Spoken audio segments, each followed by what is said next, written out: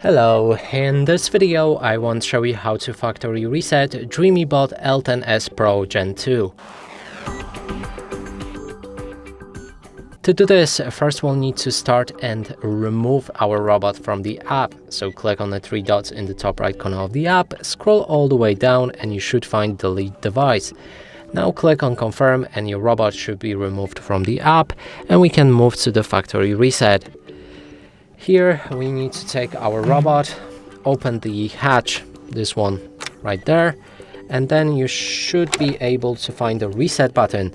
Also make sure that your robot is on, that the LED lamp is flashing, and take something very thin like the SIM ejection tool and click on this button and hold it for around 10 seconds.